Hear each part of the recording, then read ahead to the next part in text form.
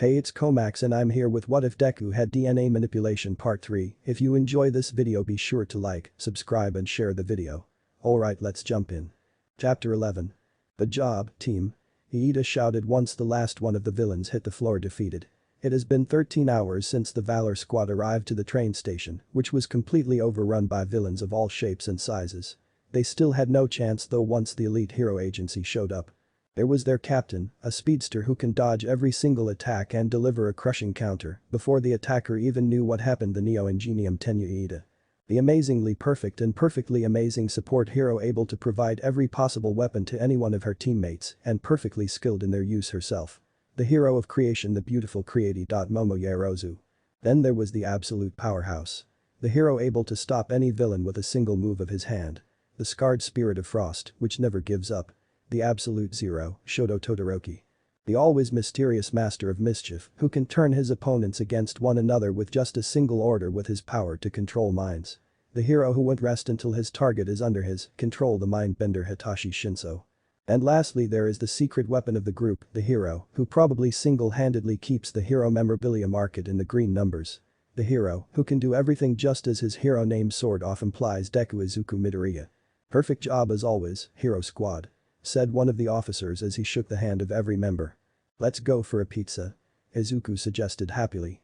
His suit torn to shreds from the furious battle exposing his hard musculature. Lunch was 2 hours ago. It's not healthy to eat so soon. You will just end up as a fat slob.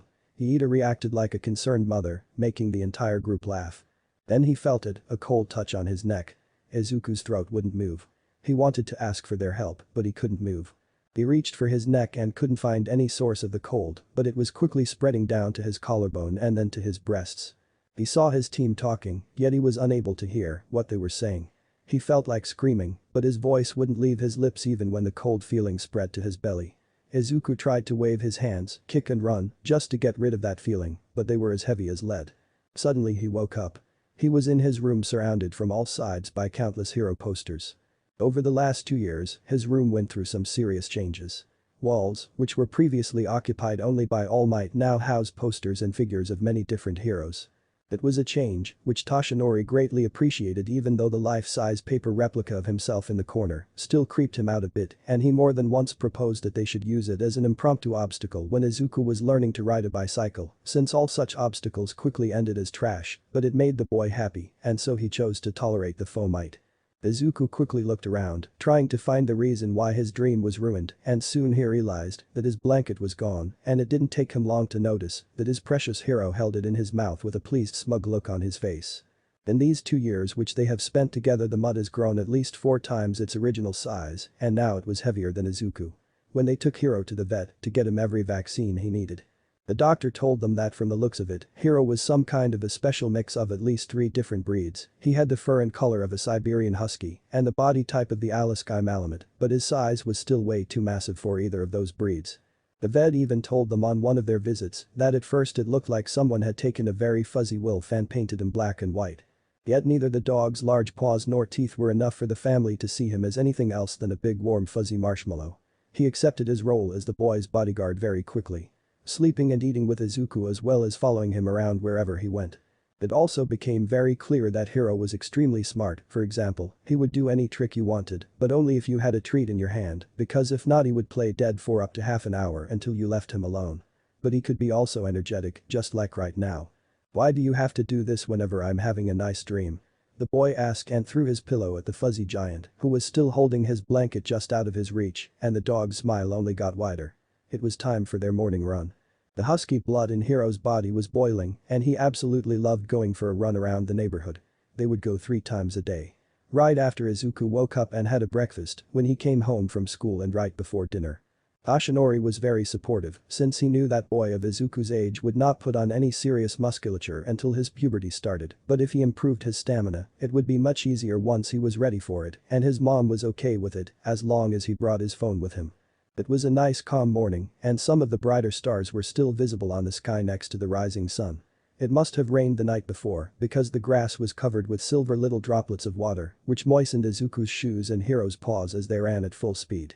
They must have already reached their 5-kilometer mark because the boy was having trouble catching his breath. There were already people on the streets, some of them commuting to work, some of them shopping, and then there were few jogging just like the boy.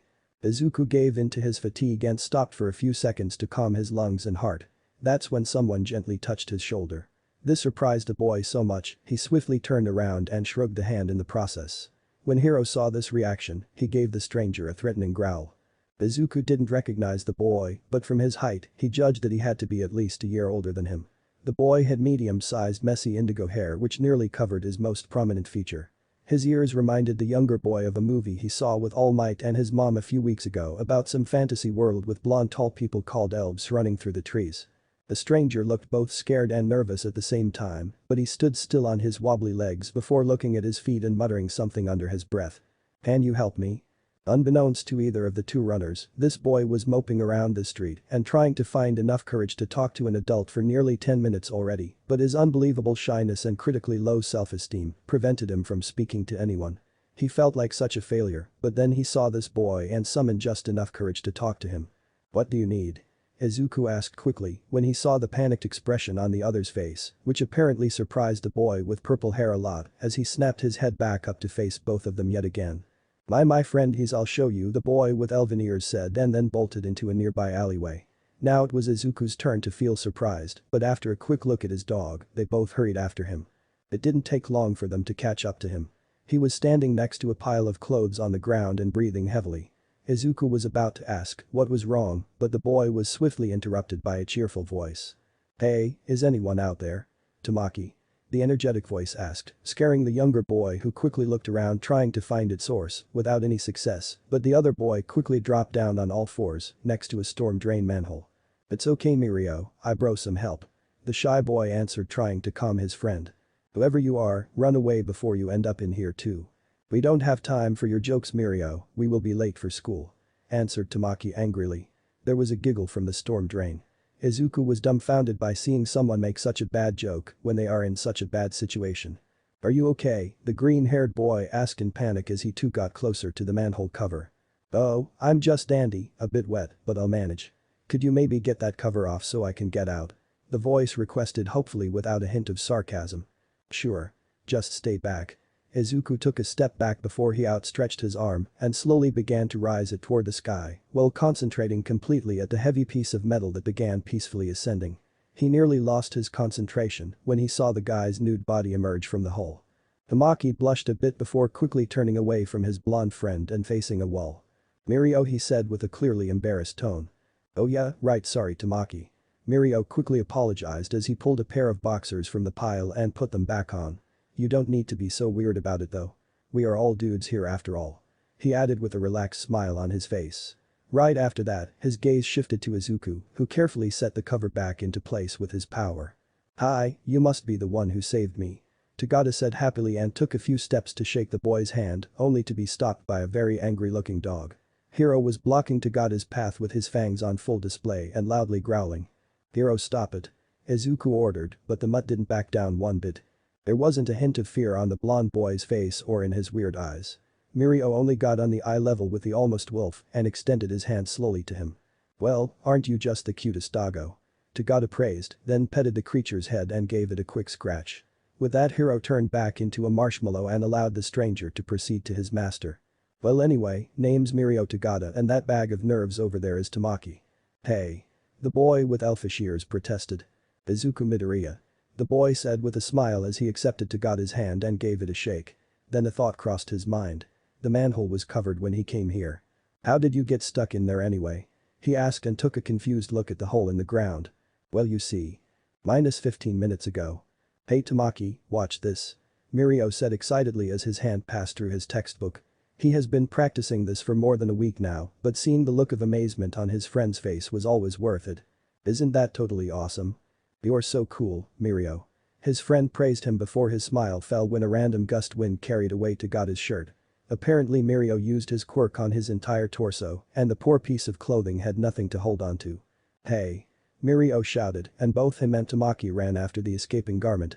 They both watched as the shirt flapped around in the wind wildly and quickly gave chase. "Whew, that was close. I mean, what are the chances, right?" said Tagada once he snatched the fleeing shirt out of the air just as it was about to land in an open dumpster in an alleyway. He hastily began to put it back on while his friend patiently waited. "Hurry up, Mirio, someone might come here," but he was interrupted when he heard the worst noise you can possibly hear when you are around the blonde boy. A sneeze. The scientists around the world called this the ICA effect, or involuntary quirk activation effect. It was something discovered by a renowned quirk specialist in the US by the name Michael Wagner. Basically, certain quirks had the potential to be activated by reflex actions such as yawning, choking, or, like in Mirio's case, sneezing. However, this time there was no sound of Tagada's bare feet hitting the ground or a gasp of someone witnessing this. This time there was only a loud splash, and when Tamaki turned around, he found only a pile of clothes next to a manhole. He quickly put two and two together, and after he checked if his friend was okay, he ran away in attempt to find some help because he knew that there was no way he would be able to free his friend by himself. Right now. Pretty unlucky, right? Mirio said as he finished his story, which he told while dressing himself. Tamaki was meanwhile getting nervous and kept glancing on his watch, and when his now fully clothed friend noticed this, he took one look on his phone and his eyes widened in horror. "Oh crap, we have to hurry. Sorry little guy, I know I owe you one and I hate to cut this short, but we need to go." Tagada exclaimed in panic, and after he grabbed his friend's arm, he ran as fast as his legs carried him, dragging Tamaki behind him. Izuku was a bit confused by them, but it also reminded him that he should probably head home before his mother got scared, and so both he and his dog also hurried back to the penthouse. He didn't realize it then, but this small incident lit a small spark within his very soul. A spark which would slowly grow into an enormous flame. Both his mom and the number one hero were very proud of him when he told them about what had transpired. They had no reason not to trust a boy, since neither of them could even remember the last time the boy told a lie, and so they celebrated this event with a pizza for dinner, and that night Izuku went to bed with an unhealthily full stomach and an exciting story for his friends. A few days later. Smash. All Might said firmly as he threw a weak punch into the large sandbag, making it shake. Smash. Izuku yelled and copied Toshinori's action as best as he could. "No, no, no. First you need to use your leg," the big man demonstrated by taking a heavy step forward. "Then transfer that power through your hip," he twisted his hip with a step. "And finally send that power to your fist through your shoulder." The hero finished as he slowly drove his fist into the bag. Izuku nodded and tried again. "Foot, hip, shoulder, fist," the boy said to remind himself as he threw the newly improved punch. He could already feel the positive difference in strength. "Great. Now let's try," but before the hero could finish his sentence there was a huge crash, which was followed by a low rumble. The room shook a little, and lights flickered. All Might first assumed that it was an earthquake, but then the sirens in the streets came on. "Attention. Calling all nearby heroes and emergency services. This is not a practice." Izuku heard this once before when his school was doing a fire drill, but it was mostly fun since all of them got a chance to use a real gas mask, and one of the firemen teaching them even filled some parts of the building with harmless white smoke. This however was completely different. There were no laughing and yelling children, happy that their lessons have ended earlier. It was as if the entire world came to a stop. All Might hurried out of the small exercise area, followed closely by the boy, and when he entered the living room, he quickly noticed that the television Inko was watching just a moment ago was now showing only emergency broadcast. This is something big and bad. Toshinori didn't need to think about it for too long, all he had to do was to look out the window. There, just 6 blocks away, a giant wall of fire and flame was slowly growing from the ground and challenging the night sky. "Oh my god," Inko gasped when she saw the immense destruction so close and slowly getting closer. Once All Might noticed this look of fear on her face, he gave her an encouraging smile before gently putting his hand on her shoulder. "Hey, don't worry, I will take care of it," he announced confidently before he opened the large window and leapt through it towards the chaos and destruction before him. Inko watched him until his form disappeared in the grey smoke, but now her face was also adorned by a soft smile. "Yeah, everything will be fine," she thought to herself before she pulled up a chair next to the window and watched the flames dance for a while. -2 days later. We still have no evidence which would suggest whether the gas explosion was caused by an accident or intentionally. The damage costs caused by the fire exceeded 600 million yen by some estimations, but luckily, thanks to heroes who showed at the scene, almost all people were quickly evacuated, some of which suffered minor injuries and problems caused by smoke inhalation. In other news, the University of Tokyo hospital was ransacked by a gang of, the voice of the reporter stopped when the TV suddenly shut down, making its old watcher sigh. "That was very rude, those simpletons could at least let me finish watching that," the man said with frustration in his voice as he got up from his small, ugly yet surprisingly comfortable sofa. He walked past a small table with a mountain of papers on it. They were mostly just unpaid bills and angry letters. The man didn't pay the heap any mind and instead walked straight into the kitchen where he grabbed his thermos and his wallet with only a few of wrinkled bills still inside. He left the apartment just a few minutes later after he checked his silver mustache in the mirror and headed for a place which he has been observing for 3 days already. It was a small jewelry store on a street that had a small football field opposing it, which meant that there was a great opportunity for a quick getaway if he used his quirk to his full advantage. It was also the end of the month, which pretty much meant that the cash register would be full. The plan was simple, go in there, take the money and maybe some jewelry, get out and run away across the grassy field before turning it into a giant trampoline, which would guarantee that no one would be able to follow him. Hardly a spectacular start to his criminal career, but everyone has to start somewhere, right? Danjiro watched as customers left the store one by one. There was actually a reason why he chose this shop.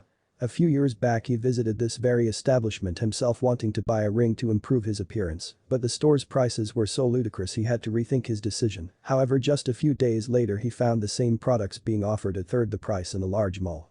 Therefore, he saw the shop owner as a cheating scoundrel in need of some financial punishment. He took a seat on a nearby bench, opened his thermos, but stopped just as he was about to pour himself a cup of Earl Grey. Suddenly an image flashed in his head. He remembered one very enjoyable chapter of a book which he had recently read. The chapter depicted fictional villains in vaudevillian era and their often bizarre theatrics. At that moment Danjiro felt an abrupt surge of inspiration, stood up and began to pour his tea from incredible height into the cup in his hand. Blast. Gotta work on that. His mad grin swiftly disappeared once the scalding tea mixture made contact with a rather sensitive part of his wrist. He brought his hand up to inspect the damage, but luckily neither his skin nor the fairly expensive black coat he used most of his last money on were relatively unscathed. He was never really good at managing money if the angry note from his landlord currently hanging on his door was any proof, yet it wasn't all his fault. Just 3 weeks ago he landed a job as a cleaner at the newly created branch of some company that produced chemicals. Only for the entire thing to blow up and the company to declare bankruptcy just a few days ago, which left him and many others without a paycheck. Tabita took one last look at the store and his smile returned once he saw that there was only one customer left.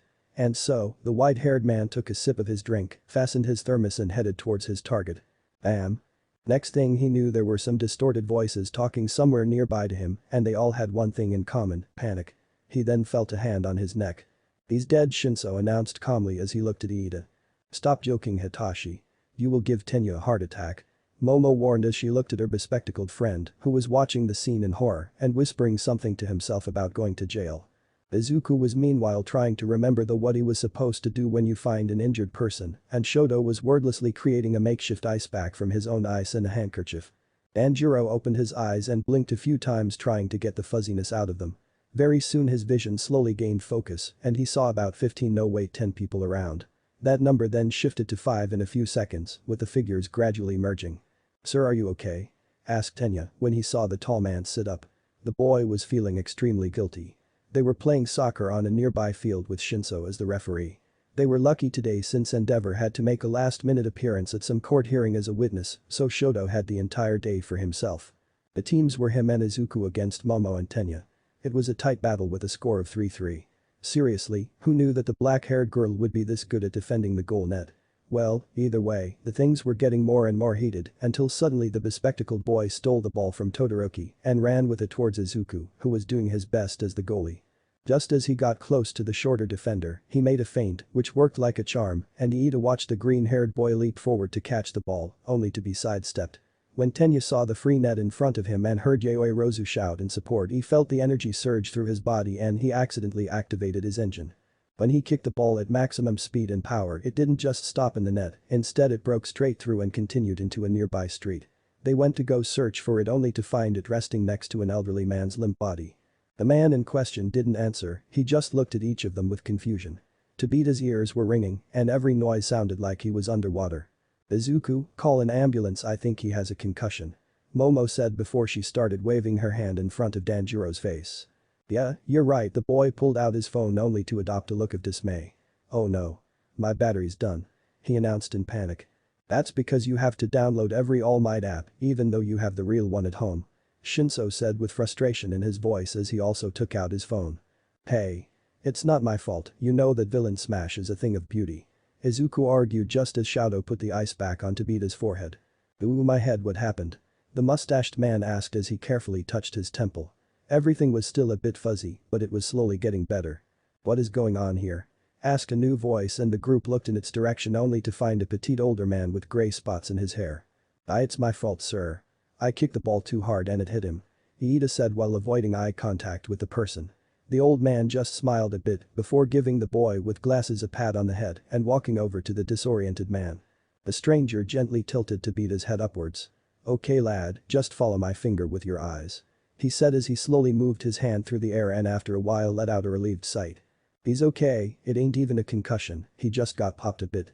Let's get you up, mate," the old man said as he pulled the taller man to his feet. "Shouldn't I call the ambulance? It was a hard hit," Shinso asked with phone still in his hand, but the stranger just smiled.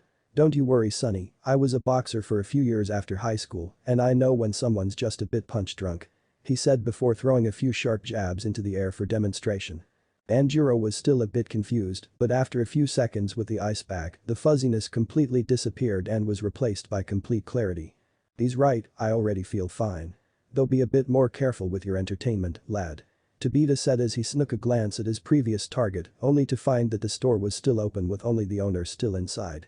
"Yes sir," Iida said energetically, but his words were nearly unregistered as the man stumbled towards the street. "Don't worry, I will keep an eye on him, the lot of you should probably head home before your parents start to get worried," the old man told the children when he saw their worried looks before he followed the mustached man leaving the scene. Tabita repeated his plan a few times in his head as he approached the store. "Get in, get the money, get out, field, trampoline. Get in, get the money, get out, field, trampoline. Get in, get the money, get out," but his thoughts were interrupted by the old man's voice. "Oh, are you planning on buying something from Alkayashi's shop? He will be happy to hear that, since those bootlegs of his work appeared, he's been struggling." "Yeah, I just thought wait a second, bootlegs?" "Yep, some bootleggers started copying and selling cheap knockoffs of his work a few years back, the poor guy almost had to close his business." A sudden wave of guilt gripped Danjiro's heart. This was not a justified crime in any way shape or form and besides robbing a victim of a crime would never bring him fame only infamy. "Well, it's quite late, maybe I will wait till morrow before I visit this fine establishment, could you perhaps point me towards the closest station?" It was an improvisation, but he wanted to get rid of this old man without offending him too much. "Oh, that's just around the corner that way, want me to show you?" the stranger asked after pointing towards the end of the street.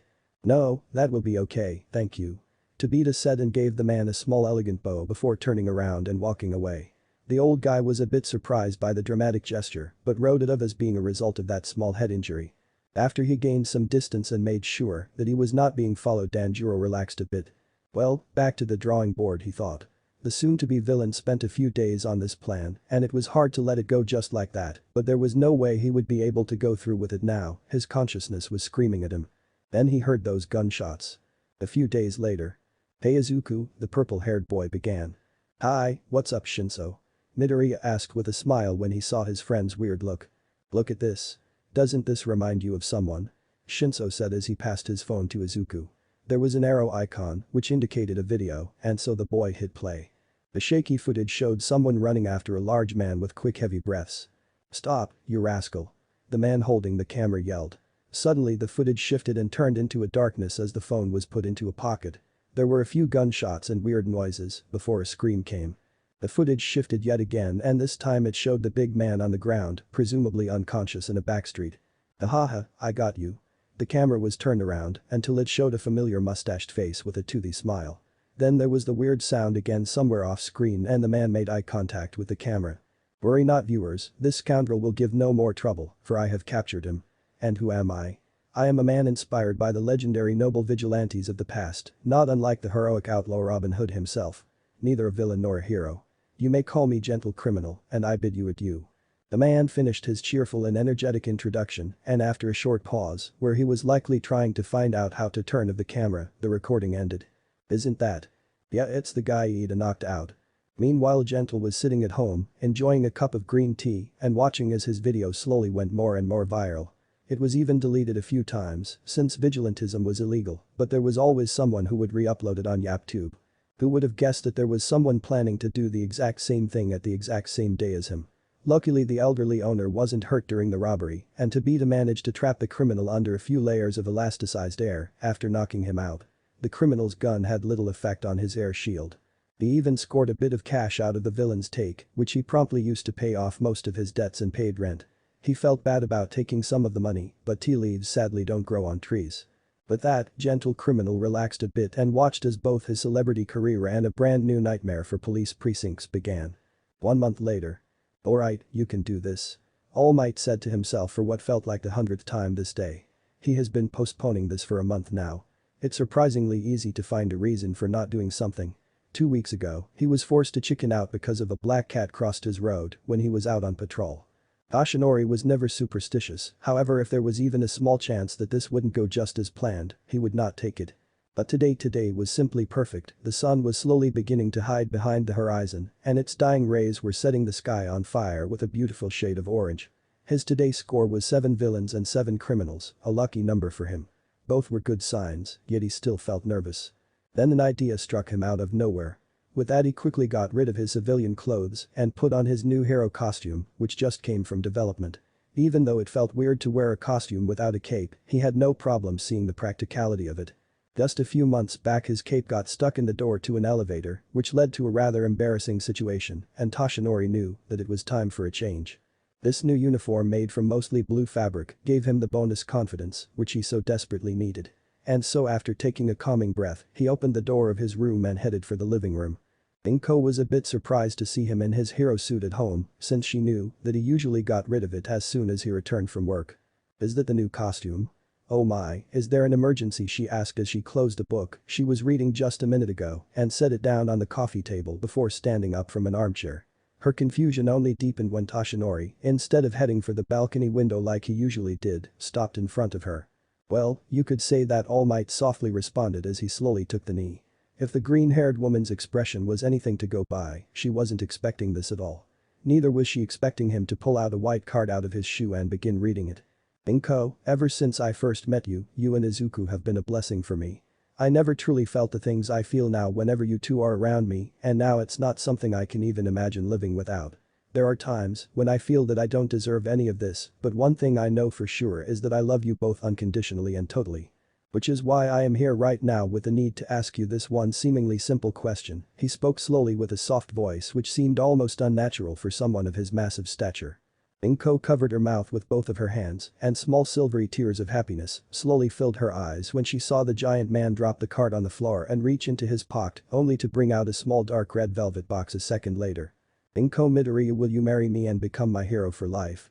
When those few words left his mouth, Toshinori opened the box revealing a simple golden ring. In all of his years of being a pro-hero which were filled with suspense, danger and fear, there were several moments during which the number one hero felt as if the time slowed to a crawl, yet this one moment, where there was no danger around to be found, somehow felt even longer than all of them combined. Inko was overwhelmed by emotions, but she also somehow managed to stay calm enough to shakily lower one of her hands and give the blonde man an answer that would surely influence the rest of both their lives. Why yes. Of course, I will. Chapter 12. All Might's wedding surprisingly wasn't a big televised event as some might have expected. In fact, it was a very small private ceremony with only a few friends present as witnesses. Yet somehow, mysteriously, a few photos of All Might in his black classy tuxedo found themselves on the internet, which led to a wave of classy All Might memes. Some of the popular captions included, "My name is Might, All Might. And when mom gives you your grape juice in a wine glass." For Inko, it was probably one of the best days in her life, second only to the day when her son was born. That day, she even received a very special gift in the form of a wedding dress, which was handcrafted by All Might's former sidekick David Shield, who made absolutely sure that it would not only be nigh indestructible but also elegant and beautiful. Luckily the whole thing went without a hitch, and to top it off the cooks prepared an absolutely perfect feast for everyone. Toshinori had a chance to mingle with some of Inko's friends from work, and she and Izuku both had a chance to meet some of the most famous heroes Japan had to offer. After the wedding, Izuku had a difficult time calling Toshinori dad or stepdad since he never really got used to using that word, and so he settled for All Might, which the hero had no problem with. All Might saw the wedding as the best moment of his life. He finally officially had a loving family of his own, a beautiful wife and a bright young boy who was becoming braver and braver with each passing day. The significance of that event was however dwarfed just 2 months later when he found out that Inko was pregnant. Let me just say, soon-to-be fathers can get a little crazy and that it's completely normal, but even considering that, Toshinori went a bit overboard. For one, he forbade Inko from lifting anything heavier than 4 pounds and even employed Izuku to keep an eye on her. During the event only known as the Great Sandpaper Incident, he smoothed every potentially dangerous sharp edge in the penthouse and then ordered a cleaning service to clean up every single particle of sawdust he created in the process. He bought and installed 3 safety gates when Inko was in her second trimester, as if afraid that the baby would just suddenly jump out of her and head for the balcony. This action annoyed Hiro so much he nearly bit the hero when the big man tried to install a 4th one in the hallway leading to Izuku's room. The amount of diapers and toys he bought in advance led some people to believe that he already had at least 5 secret children all over Japan and nearly earned him a record of money spent on baby products. But by far, the funniest was his effort to educate himself on anything and everything he could about child raising and baby diseases, after which he reached to believe that the baby would come out with a very rare and horrific organ deformity that only appeared twice in Japan's history, after he noticed that his wife's hands were a bit sweaty after she came home from an aerobic session. At this point his books were confiscated and then burned by Gran Torino when he came for a visit and found his former student on a phone trying to find a doctor willing to perform an examination for this exact type of a disease. Yet, when the big day finally came, he was somehow still extremely unprepared. "I am here to serve justice," then Number 1 Hero announced as he kicked down the door to an old warehouse. There were more than 8 villains present and each one of them was clearly terrified at the sight of the giant man. "The building is surrounded by police officers, this is over. Surrender," All Might said with a brave smile as he took a step inside. A dense silence filled the building and its occupants quickly armed themselves, trying to prepare for a fight that would soon follow, but they were quickly interrupted by an unexpected noise. "The phone call is here. A phone call is here," Toshinori's voice suddenly proclaimed and the hero swiftly reached into his pocket to pull out a cell phone. "Hello, oh hi Izuku, what? Hey, don't ignore me." One of the villains with appearance similar to a gorilla yelled and jumped forward to deliver a massive blow into the hero's midsection. Normally his punch was strong enough to rip through concrete with ease, but All Might didn't even flinch, he just erected a single finger to his lips in a shush gesture. After seeing this take place, the other villains stared at the Number 1 Hero in horror and none of them dared to make a move to attack or escape. The towering man was however completely focused on the phone call, at times even nodding to what was said to him. "Oh okay, I will be there as soon as possible," he promised after a few minutes and ended the call. He carefully put his phone away and turned to the people in the warehouse. "Listen up, my wife is giving birth and I don't have time for this. So, I will give you a choice." He paused for a second to make sure that everyone was paying attention. "You can either drop any and all weapons you have and walk outside, where you will be arrested by the police, or you can attack me right now and see what happens when I don't pull any of my punches. You have 10 seconds to decide, use them wisely," All Might said with an intimidating voice that brought fear to their very hearts and left them with a single thought. How did he get so terrifying? That day Toshinori set the new record for most peaceful villain arrests performed in one day and spent the rest of the day pacing nervously in front of the maternity ward. After many long hours of waiting and thinking about the worst possible things that could happen, the giant man was approached by a doctor dressed in a green surgical gown. "Mr. Yagi. How is Inko? Is the baby okay?" All Might quickly asked, trying his best to not enter the full panic mode. The much smaller woman let out a squeak after being startled like that, but quickly composed herself when she saw just how scared the man known for his bravery and kindness looked. "They are both fine. You have a healthy daughter," she said with a small kind smile on her face. After more than 10 years of this job she has seen every possible reaction to both bad and good news, but All Might still somehow managed to surprise her. Toshinori stood there frozen in place. After learning so much about diseases and complications associated with childbirth, it never once occurred to him that there was even a possibility that everything could turn out perfectly fine. His face soon adopted a big dumb manic smile from ear to ear. "Oh my goodness, yes. Yes. Thank you so much," he yelled as he grabbed the small woman by her shoulders and gave her a hug which lifted the doctor off the ground like a rag doll. "Mr. Yagi. This is a hospital," she whispered angrily. "So sorry. Can I see her?" The doctor sighed and led the hero to his wife's room. When he entered the door, the beautiful scene he saw there was forever engraved into his very soul. He saw Inko there, tired, her hair wet and sweaty, holding a small pink bundle in her arms, smiling at it with affection. With a smile he carefully and breathlessly approached her bed to get a closer look at their little creation. When he first laid his eyes on the small defenseless being that was his daughter, his head had great trouble trying to distinguish the emotions he felt, and the only word that appeared in his mind soon left his lips as a few tears of happiness escaped his eyes in this moment of absolute joy. "Perfect. She's just so perfect," he uttered softly, trying to avoid startling the little girl whose beautiful emerald eyes seemed so focused on him. He then focused his soft gaze back to the mother of his two children and tried to put into words just how grateful he was for her to be part of his life. And like that, Mayumi was brought into this world. At that time, she weighed only a little over 3 kilograms and measured no more than 51 centimeters. The few hairs on her otherwise smooth head quickly multiplied, and before she was 4 months old, her golden blonde locks needed a haircut. Once Hiro was allowed to smell the baby, the almost husky immediately felt affection for the little princess. He could be sometimes seen under her cradle ready to protect the baby against anyone even a bit suspicious. But if there was anyone who truly fell in love with Mayumi, it was her brother. He always made time to play with her and to keep her company whenever their parents weren't home. He even showed her pictures to anyone who was willing to look at them. Ever since Izuku's last year in elementary school, his puberty began, and with his extreme workout routine and healthy yet protein-oriented diet, his body slowly began to gain weight, which was quickly converted into muscle mass. At just 12 years of age, he was already almost as tall as his mother. Though both Tenya and Momo had a few inches on him, he was slowly gaining on them. His strength also quickly increased, which is something All Might noticed, yet it was still unbelievable that the weak little boy who started unable to do a single push-up was now able to do 10 pull-ups with one hand. He was obviously very proud of him, but there was a deep worry hidden under that pride. Was the boy really suited to become his successor? Questions like this one plagued his mind daily.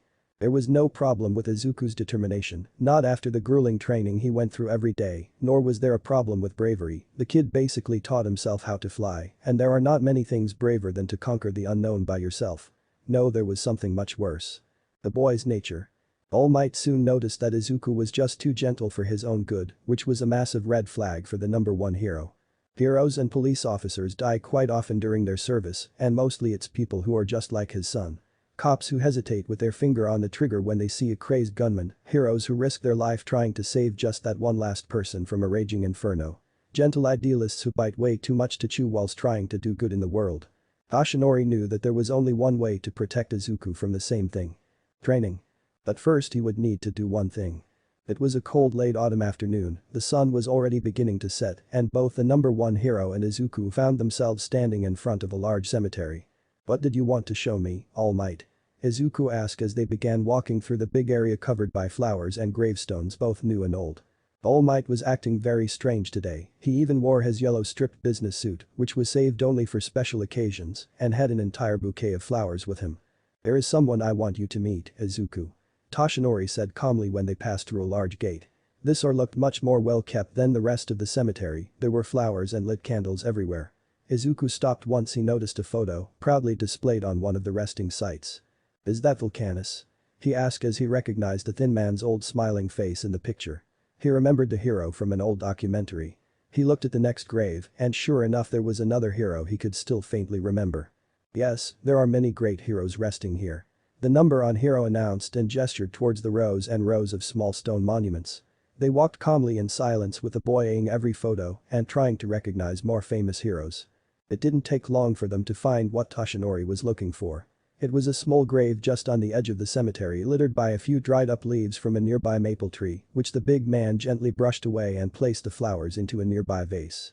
Izuku didn't recognize the woman depicted in the picture next to the grave, and her name didn't ring any bells either. But before he had a chance to ask, All Might spoke.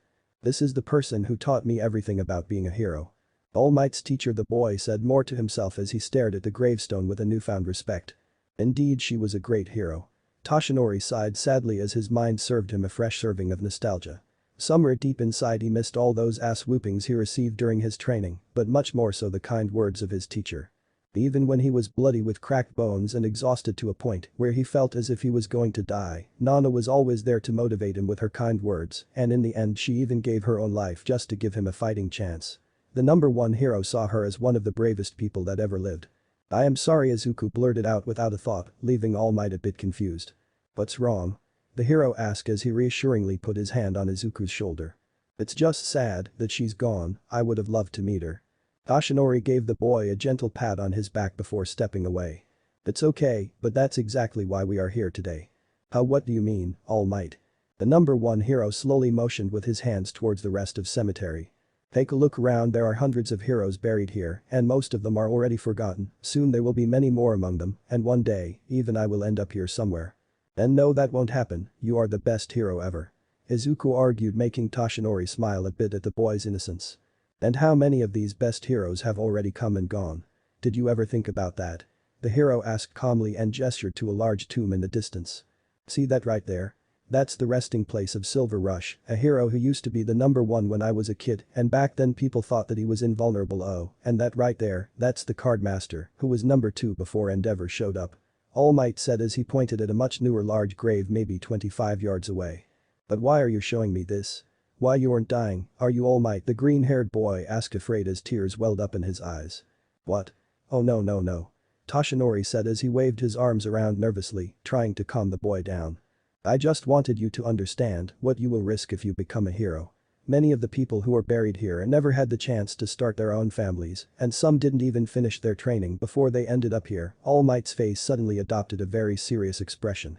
Being a hero means putting yourself in extremely dangerous situations and putting your life on the line for people you don't even know every single day. Will you also lose much of your own personal life? Are you sure that you want that? The number one hero asked, his tone firm but without a hint of anger. He saw no hesitation on Izuku's face, only a bit of contemplation. But before you tell me your answer, you also need to know that no matter how you decide, I will support your choice completely, but if you say yes, I will not let you back down, and from this day I will train you to the best of my abilities to help you achieve this goal. And to keep you safe. He added in his mind. Izuku stood there frozen with wide eyes as a gentle cool breeze softly ruffled his spiky green hair. His mind was a storm. After a few seconds of watching the boy contemplate his choices, the big man spoke again. You don't need to decide now, you know, we can, but Izuku interrupted him before he had the chance to finish. I'll do it. He said before he took a deep breath, only to continue a second later. I want to make the world a better place, where people can just forget about their fears and be happy, and that's something only heroes can do. The boy said as he tightened his fists and rose them with determination. I will become a hero and save everyone with a smile on my face just like you, All Might. He finished excitedly. Ahaha, well then it is settled, we shall start tomorrow, but first let me tell you a little secret. And so, the number one hero finally revealed the secret of his power and the story of All for One. Izuku was gobsmacked once he knew what the power coursing through his veins really was and how many times it was passed just to reach him. He felt a great honor and also responsibility. True to his words, Toshinori started training his son the next day. He bought a lot of books focusing on rescue tactics and started giving the boy homework. The day after that, he took the boy into his gym and taught him the bare basics of combat and then how to dodge attacks by throwing weak slow punches so Izuku could grasp the technique better. After just 2 weeks, the boy knew how to duck and sidestep. The number one hero was overjoyed when he learned that the boy has started to keep a journal detailing the powers and possibilities of both heroes and villains whom he watched on the TV, and sometimes All Might would also provide him with helpful tips to help his research. Then a month into their training, he finally allowed the boy to use One for All in its purest form, but they ran into a problem. All Might was afraid that despite the training, Izuku's body would end up damaged by the power of One for All, but instead it was his jumpsuit.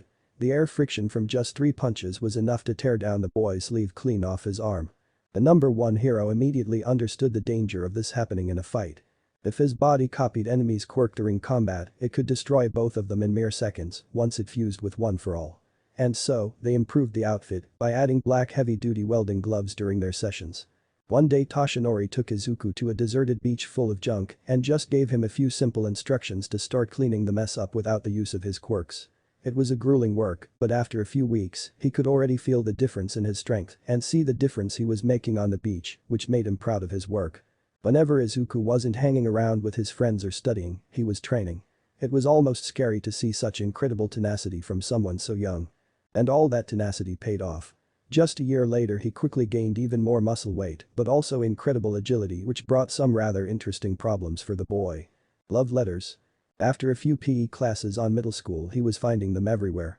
In his locker, under his plate at lunch, in his bag, on his desk, and of course many have been handed to the boy personally. And the contents of these love letters were just disturbing. Dear Izuku. Ever since I first laid my eyes on you, I knew that we were meant to be together. I love watching you work out and I just can't help myself. I can't sleep at night thinking about how good you look. I know that little bitch Mika has you wrapped around your little finger, but don't worry, I will save you from her. Love, your secret admirer. Wow, girls sure are scary, Shinso commented as he finished reading the piece of paper his friend handed him. Right, I don't even know a girl named Maiko. he said in panic as he began rummaging through his pockets. This one thinks that the two of us are dating, and this one even left her underwear with a letter. And that's just for today, help me Hitachi. He announced as he slammed 2 more letters on his desk. I don't know what to tell you Izuku, they won't quit until you choose one. Shinso said with a sigh, sad that he was unable to help his friend, but then an idea struck him. 2 days later. Let me get this straight, you want me to be your pretend girlfriend, so the girls leave you alone. Why don't you ask one of the girls from your school? Momo asked as she eyed both boys suspiciously. Well we wanted to, but that person would immediately become a target and we don't want that to happen. Izuku said and Shinso nodded in approval. We just need to make the girls believe that he already has a girlfriend, so the girls stop sending him those creepy letters. All you need to do is to go on a few fake dates with Izuku, and once the girls see that he's off limits, they will stop fighting over him and leave him alone. The girls sighed and gave them a look of disapproval. This whole thing was just so weird, she always saw Izuku almost as her little brother, which made everything even worse. Please Momo, help me. I think they are stalking me, they even know where I do my training. It's like they are always there, just watching and scheming Izuku begged after sensing her hesitation. Seeing the desperation on his face made her feel bad for her friend, and so, she chose to ignore that weird feeling in the pit of her stomach. Fine, but when I get stabbed on the way home, I will come back just to haunt you all. Momo finally agreed and the group set their plan into motion the next Sunday. On Sunday. It was a nice day for winter, the sun was softly shining over the city, and a few soft pure snowflakes drifted through the air, only to softly land on the busy streets. Most people were out doing their Christmas shopping, and Momo was sitting on a bench and searching the crowded street with her eyes for her shorter green-haired friend. She was waiting for maybe 5 minutes when rapid footsteps quickly approached her as Izuku burst from the crowd, wheezing a bit. She gave him a once-over and had to do a double take because she could hardly recognize him. Izuku's normally spiky unkempt hair was now unnaturally slicked back revealing his forehead a bit. Izuku, what happened to you? She asked as the boy sat down next to her to catch his breath. Sorry for being late but when mom found out that I was going on a date she would not let me leave until she brushed my hair, he said in between gasps. Normally running this distance wouldn't be any problem, but the cold winter air really did a number on his lungs. The slightly taller lady soon noticed that he was holding a small yellow paper bag. What's that anyway? She asked pointing at the little bag. Oh yeah, it's for you. He said as if he just remembered what he was holding in his hand and offered it to her. For me? She said as she accepted the object. She opened it only to find 4 still warm homemade cinnamon rolls inside. She also said that I should bring a gift to a first date and she wouldn't let me leave unless I took something with me. I tried to tell her that it's a fake date, but she said that it didn't matter Bekasayar and Isagiland he started to mutter in panic. It's okay Izuku, don't worry about it. She said waving her hand around dismissively as she tried to stop the boy's embarrassed mumbling. She always thought that this nervously flustered side of him was kind of cute, especially since this flustered boy was physically strong enough to tear an adult person limb from limb, not that he would ever attempt something like that, but it painted a funny contrast. After this small exchange both of them stayed silent looking at one another. It was a weird moment since neither knew what to do now. Then it turned even more awkward. So nice weather, right? Momo deadpanned and mentally slapped herself for saying something like that whilst it was literally snowing. Yeah, it's nice huh? Izuku mirrored looking around at the wind slowly picking up its speed. This exchange only led them both to look at their feet in embarrassment and to think the same thing. If this is what dating feels like, I will rather stay single for the rest of my life. However, as fate would have it, a pigeon chose this time to seat itself on the branch directly over Izuku's head, which sent a small heap of snow tumbling down on his head and behind his neck under his jacket. Ah, so cold. He yelped, quickly taking off his jacket and shaking off the quickly melting mess. Seeing this made Momo giggle before she came closer to him and brushed off most of the white chunks out of his hair with her gloved hands. This action however also restored Izuku's hair to its original state. There, much better. Momo commented as she helped Izuku straighten his jacket. It was a weird feeling for the boy. For a while he felt frozen in place when he noticed just how close she was standing to him.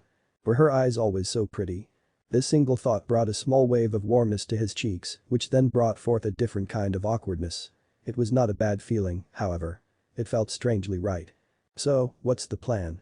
Momo asked, bringing Izuku out of his little universe in the process. Why yeah Shinzo will be watching from afar. He knows the girls from our school and he'll tell us if anyone starts tailing us. He announced as he pulled out a small All Might-themed walkie-talkie out of his pocket, nearly dropping it in the process.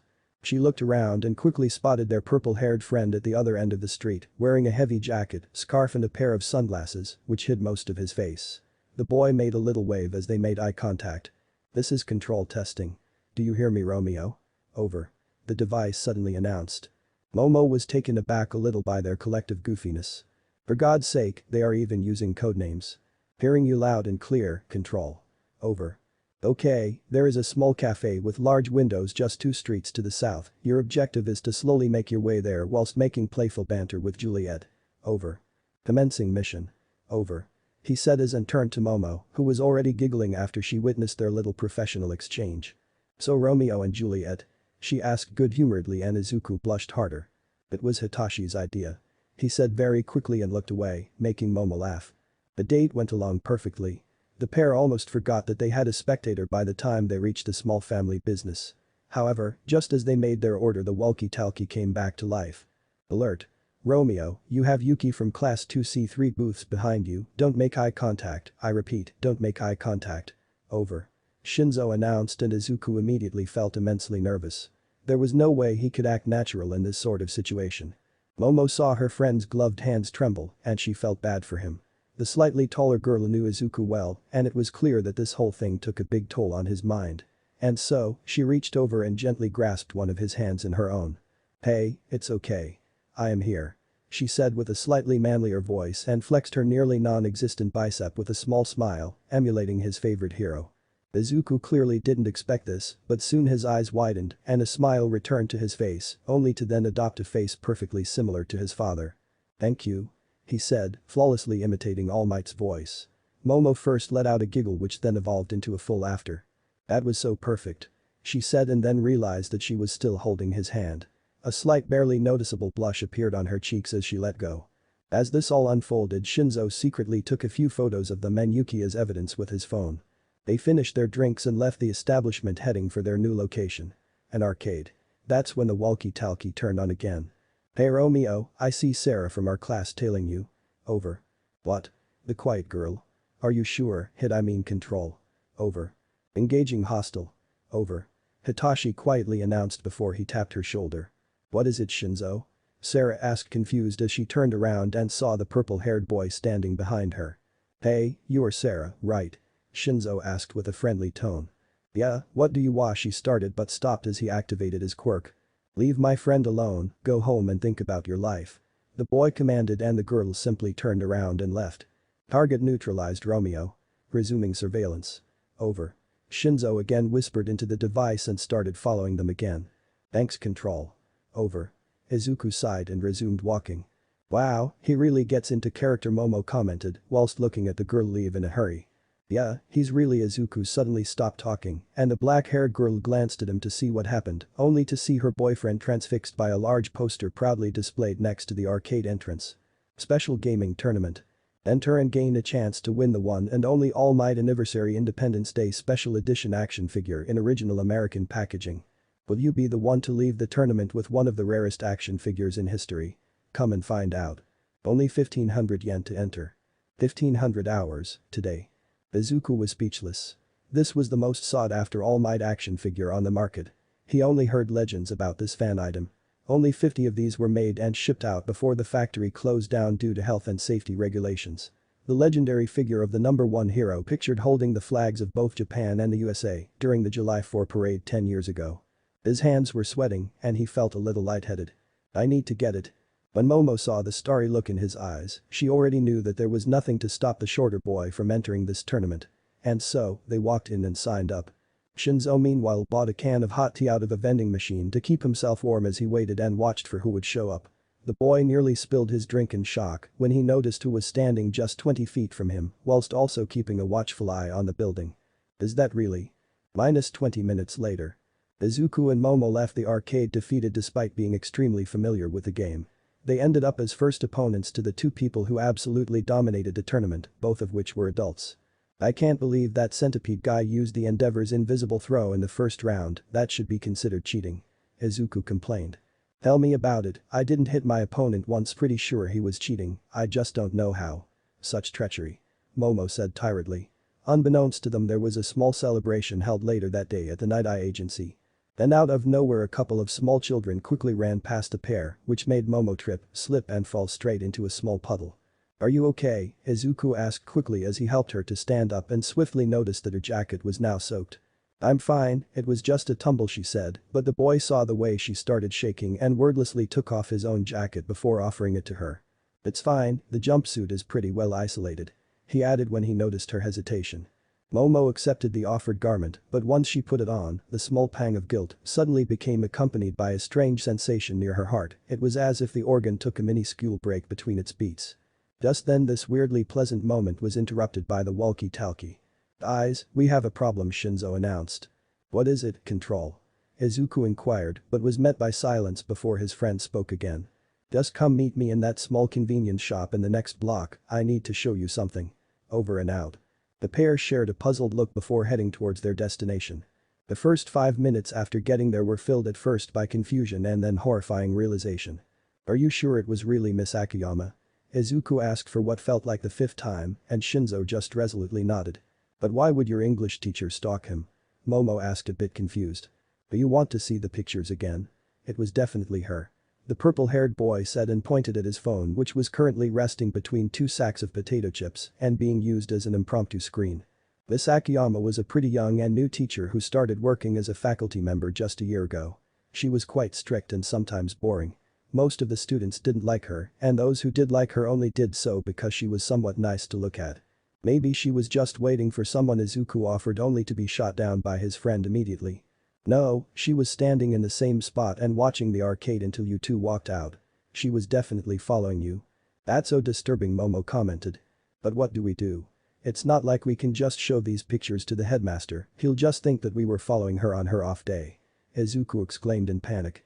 "You need to tell your parents," Momo informed, much to the shorter teen's horror. This whole thing was weird enough on its own, and bringing other people into this felt like an absolute nightmare. But he tried, only to be interrupted by Shinzo yet again. "No buts, Momo's right. This is really serious, especially if she's the one writing these letters." They argued for a while until they were banished from the store by the old clerk, who suspected that the trio was shoplifting, but once outside Izuku surrendered and agreed under the condition that they would support him. All Might was luckily already home, playing pat a cake with his daughter, with Inko capturing the whole thing on camera. The explaining took some time, but by the end of it, Izuku's parents were bewildered almost as the boy himself, especially after the trio showed them the letters and pictures taken by Hitachi. Inko repeatedly reassured her son that he did the right thing, and Toshinori vowed to fix the situation, and the very next day he visited the school dressed in his favorite yellow suit, which attracted many eyes. Chapter 13. All Might was very surprised to learn that Miss Akiyama was in fact not a pervy stalker, but the whole situation took an even more surprising turn when he found out that she wasn't a certified teacher either. After a stern talk, Toshinori even managed to find out about her actual employer, the Hero Public Safety Commission.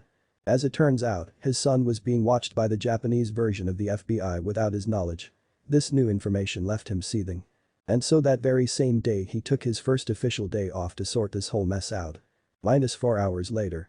"All Might, you need to understand," calmly said the woman currently serving as the commission president, only to be interrupted by the much taller and much more intimidating Hero. "No, there is nothing more to understand. You have gone behind my back and you have been spying on my son, as if he was a high-level threat since he was just 4 years old, praying that I wouldn't find out about it," All Might angrily proclaimed. It was crystal clear to everyone present at the emergency meeting that the number 1 hero was absolutely furious, and that alone was enough to terrify them. They all viewed All Might as the golden standard for heroes everywhere. The man was kind, calm and collected even when facing unspeakable danger. So, if you managed to make someone like that angry, you know that you messed up royally. "We need to be rational, your son represents a serious danger to every person around him. We cannot ignore that," exclaimed someone from the back row, which caused the hero to turn in that direction. "You should be so kind and present evidence for your claim. It shouldn't be very hard after 9 years of tight surveillance, right?" Toshinori responded, feeling a bit cheeky, but he knew that he was right, and so did everyone present in the room. In those 9 years, not once did Izuku abuse his quirk, nor did he gain any more powers. Silence filled the room. No one there wanted to argue with the pro. Seeing as no one was willing to speak, All Might chose to continue. "Every day since he was 4 years old, he wakes up, brushes his teeth and puts on his suit before stepping outside, and not once did he argue against your countermeasure or complain about it. In fact, ever since his sister was born, he also started wearing that thing at home, scared that he would somehow harm her if he didn't."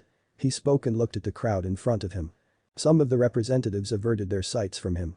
The hero talked to the board members like this for what felt like hours, and whenever someone presented an argument, he swiftly disproved it, and by the end of the meeting, they had no choice but to surrender, especially after Toshinori threatened to bring the whole thing into public's eye.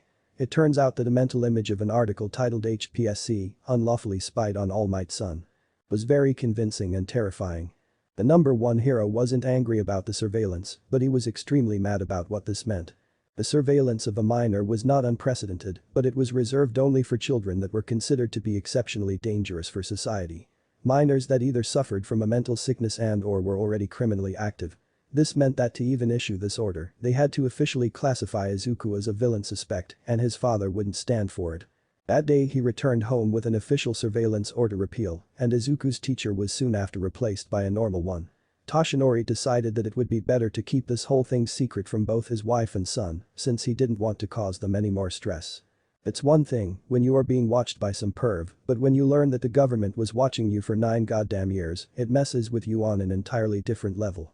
Izuku and his friends were very excited to learn that his teacher handed over her resignation and was soon replaced by a pretty nice guy named Adam Tanaka just a week later.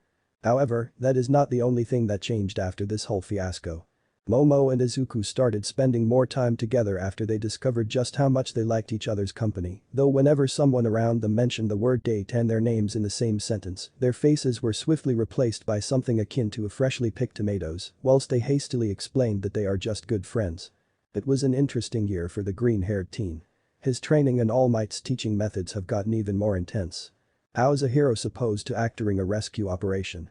The number one hero asked as he threw a left hook at his son. Kind, calm and reassuring. Izuku shouted back as he ducked under the hero's wide swing. Even though this entire thing could be considered as child abuse, Izuku was extremely grateful for every minute of his training. Besides, thanks to many years of practice, All Might had incredible muscle control, which made him able to stop anything he threw at Izuku mid-swing if he felt that it could actually cause any harm to the boy. Izuku tried to launch a counterattack to the midsection, but the tall man caught his arm in a crushing grip and lifted the teen up to eye level. What's the article that forbids excessive force during arrest? Toshinori asked with a big smile just 10 inches away from the teen's face. The green-haired boy knew that look. It meant you either answer this right or you are going down. 217. Izuku tried nervously. Wrong. All Might yelled and swinged his arm in an attempt to slam the boy into the mat they were standing on. Izuku felt a pang of panic in his mind and tried to soften his inevitable impact, however, as he grasped the hero's arm with his free hand, this motion generated far more force than he expected, which somehow made his knee jerk upwards and hit Toshinori straight in the nose. All Might obviously didn't expect this to happen, and the shock combined with the impact and the explosion of pain made him let go. The boy landed relatively softly and watched as the hero took a step back and clutched his nose, which was now bleeding a little. The feeling of panic immediately returned, and this time it was combined with guilt. Oh geez, All Might. Are you okay? I am so sorry, I didn't mean to. The teen quickly started mumbling out an apology, only to be stopped by the hero's thunderous laughter. Ahahaha. That was a perfect counterattack. I never saw it coming. Good job. All Might happily exclaimed as he cracked his nose back into its correct state, and he was absolutely beaming as he did so. Wait, you aren't mad? Izuku asked a bit dumbfounded. Mad? Why would I be, my boy? This is called combat training for a reason, and besides it's nothing compared to what happened during my own training. That was a great move, so don't sweat it. The tall man said excitedly, wiping the blood off his face with a towel. Oh okay. Well, that's enough for today. How about we get some ice cream? The hero said and offered another towel to his son. A few days later. And then he said, let's get ice cream. How cool is that? Izuku ended describing the events that transpired to his friend with a smile on his face. Can you lend me your dad for a week? Deadpan Todoroki, which confused the boy a bit. I don't think that's how it works, Shoto. Oh. Okay. Shoto said, looking a bit disappointed and bringing a bit of an awkward silence over the group. Anyway, what's with Hitachi? Why didn't he come with you? Momo asked, breaking the weird silence. Yes, you are right, we haven't seen him for 2 weeks, is he okay? His sudden disappearance will no doubt bring negative effects to our group dynamic. Iida chipped in. He, just like everyone, grew accustomed to their insomniac friend's presence. I'm not so sure, he just stopped talking to me and he seems distracted every time I try to ask him about it. I don't know what to do, guys. Just today I asked him if he wants to come here, but he said that he already had something important to do. Iida's glasses shined dangerously as he clasped his hand on Izuku's shoulder. And you call yourself his friend? Have checked for dilated pupils and needle marks? Have you at least taken a hair sample? The blue-haired boy asked as he shook his slightly shorter friend. I don't think Hitashi's taking drugs, Tenya. Calm down. Momo exclaimed as both she and Shoto pried him off Izuku. This behavior didn't shock them much. Iida was always like the overprotective mother of the group and they all came to accept that, although having someone your own age who demands to see your report card still felt a bit odd. After they managed to calm him down, they decided that it would be best to gather as much information as possible. Thus, started the Operation Eagle Eye. Izuku tried to gather some info from his purple-haired friend, which went about as good as you can imagine, and other boy simply started carefully avoiding the taller teen whenever he had the chance. Secondly, Iida attempted to follow him when Shinso left school to see where the boy was heading, but he too failed and was soon discovered. Tenya tried to apply a more direct approach after being found out, and the purple-haired teen left after telling him to leave him alone. This little incident made Hitachi cautious, rendering all other tailing attempts impossible. However, it also revealed something very important to them. That Shinso was ashamed or at least secretive about whatever was going on. Next, they tried to look in his favorite places. The bookshop he often visited, his favorite arcade and even the cafe he recommended for their earlier mission, but everywhere they were met with same answers. None of the employees saw him for the last couple of weeks.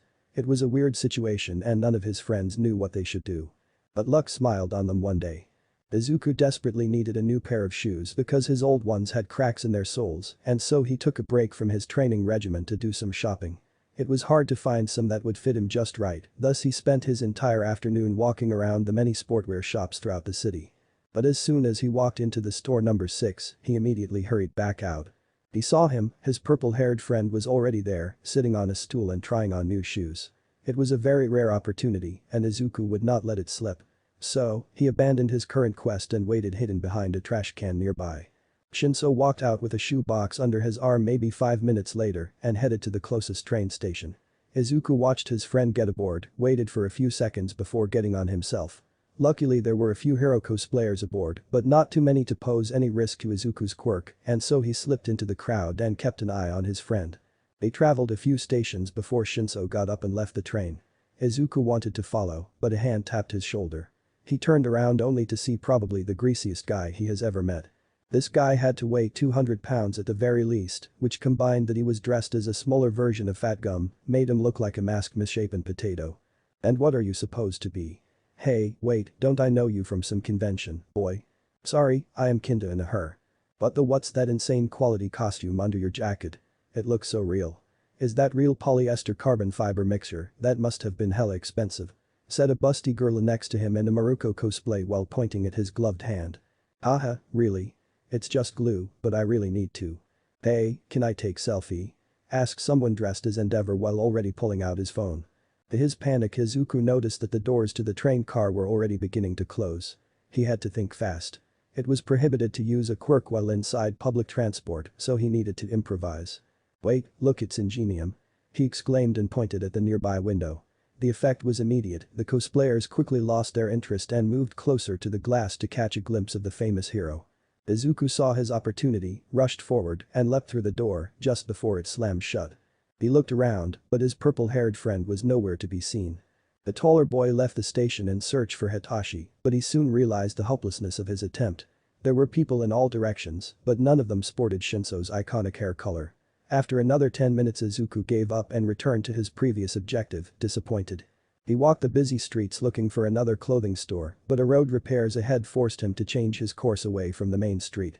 The boy wandered through the residential area he ended up in, a bit confused by the unknown surroundings, and that's when he heard it. God damn it. What the hell is wrong with me? Why won't it work? Izuku immediately recognized a distress shouting filled with anger. It was definitely Shinso. He hurried in the general direction of the sound, and there he saw him. His friend was sitting on a bench with his hands covering his eyes. His chest was heaving, and a few tears slipped through the slim gaps between his fingers, only to fall on the pavement. Hitachi, are you okay? Did something happen? Izuku asked worriedly as he made his way closer to his friend. Shinso reacted quickly and used his sleeves to wipe his eyes when he heard the boy's voice. I'm fine, a branch just hit me in the face, he responded while avoiding eye contact with his green-haired friend. But there are no trees around here. Come on, tell me what's wrong, we are all worried about. It was then that Izuku noticed that his friend was completely soaked in sweat. Just leave me alone. Shinso said a bit more forcefully and stood only to keel over slightly, forcing Izuku to catch him before he hit the ground. You don't look okay, Hitachi.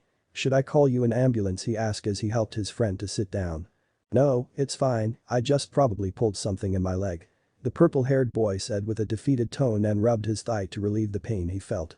Izuku took a step forward to check his friend for any more injuries, but he accidentally stepped on something. A notebook. He picked it up and out of curiosity checked the page that opened when the thing fell on the ground. 3.1. 8:30. 4.1. 8:26. 5.1. 8:31. Hey, give that back. Shinso said angrily, extended his arm and tore the notebook from Izuku's hands. This caught Izuku completely off guard, he couldn't even remember when he saw his friend act so aggressively. They shared a short look until the purple-haired boy averted his gaze, his facial features softening. Sorry, Izuku, I didn't. No, it's fine, you don't have to tell me if you don't want to. We are just so worried about you, but don't worry, I will tell the others to leave you alone, just please if you ever need anything, you can always tell us, okay? We'll be there for you. Izuku said with a small kind smile. He took a step back and got ready to leave, sad and angry at himself, even though he knew that maybe his friend just needed a bit of space. And so, turned around and took a few steps away from the shorter teen. Wait, Izuku, the other boy interrupted. Izuku stopped and turned back to face his friend, hopefully curious. What is it, Hitachi? He asked calmly. Can you please take a seat, I want to tell you something. Sure, no problem. The muscular teen said and sat down next to his friend. Almost 3 weeks earlier. I am such an idiot. Shinso just opened his locker. The second period was just about to start and he has forgotten his math textbook inside. He quickly grabbed it and hurried to his classroom, however just as he made the corner and headed up the stairs, he passed by a group of 3 upperclassmen and overheard their conversation. That's great. Anyway, have you heard about Saburo? You mean that guy who tried for the UA this year? This piqued Shinso's interest and so he stopped just out of sight to listen some more.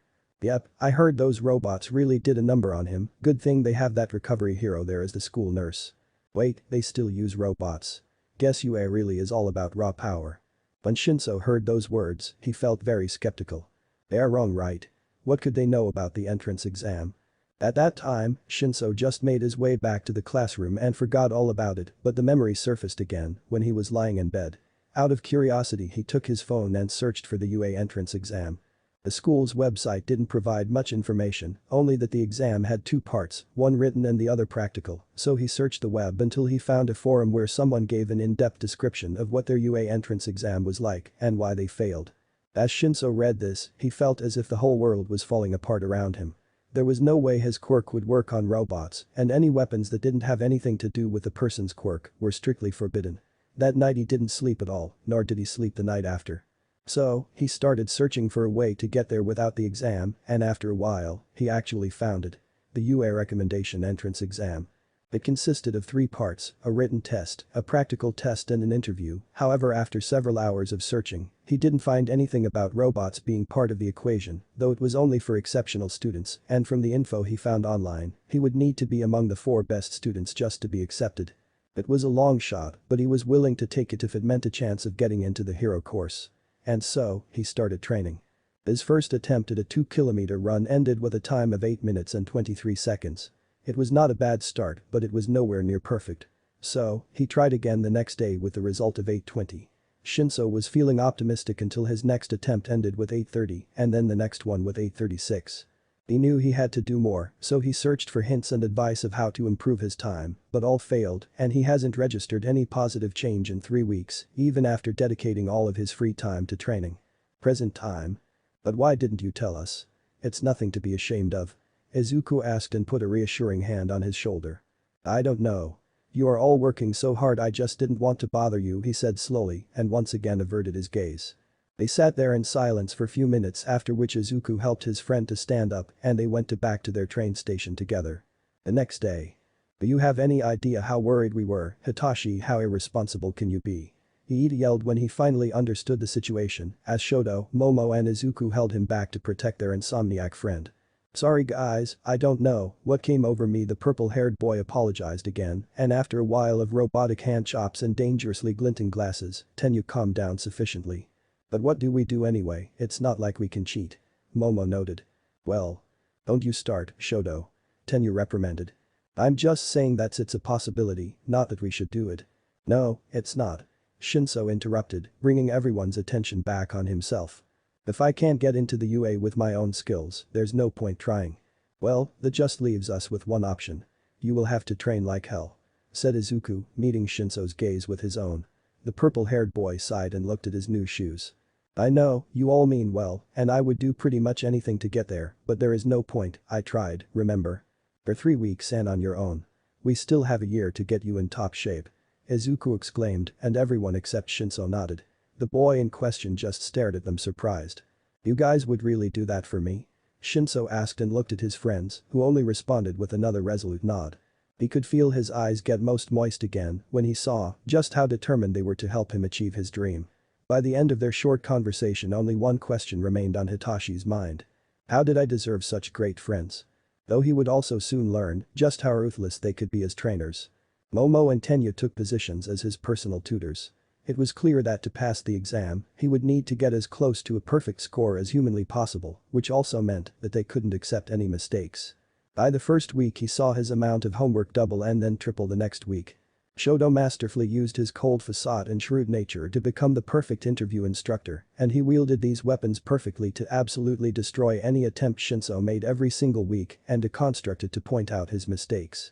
Finally, Izuku was put in charge of Shinso's physical training, and if the boy thought that the other parts of his training were torturous enough on their own, Izuku showed him something truly infernal. They would run each and every day until Hitashi's knees started to shake like crazy, and the cardio sessions filled with a lot of jump rope and gymnastics made him feel as if he was dying. Yet after a month of this torture, an improvement finally appeared. Shinso's grades started greatly improving, and soon he was at the top of his class, sometimes even completely ahead of everyone else. His stamina and flexibility also changed for the better, his time slowly but surely reached the 8-minute mark, only to beat it with a time of 7 minutes and 56 seconds a day later. Even though he felt tired as hell and his muscles screamed for him to stop, he was so happy he could cry. The last thing that remained was for them to find someone who would recommend the boy for the exam. A task that would prove to be rather easy to manage. Are you sure about this, Izuku? I know you really like your friend, but I can't write more than one recommendation a year. If I write one for your friend, you will have to take the regular entrance exam like everyone else. The tall hero proclaimed whilst slowly rocking his small daughter to sleep. The little girl couldn't help but coo and sometimes even giggle during the gentle ride. He was surprised when Izuku broached the topic, but he understood his son's sentiment. I know All Might, but it's totally okay. I know that I can get in without it. I will think about it, but first I would like to have a chat with your friend, can you bring him here tomorrow? Of course. Izuku said, perfectly imitating the man in front of him and gave a thumbs up. Shhhhhh, I told you to stop doing that. You will wake her up again. Toshinori said in a lowered tone as he felt his daughter stir in his grasp. Oh no. Sorry, old habits. Papa.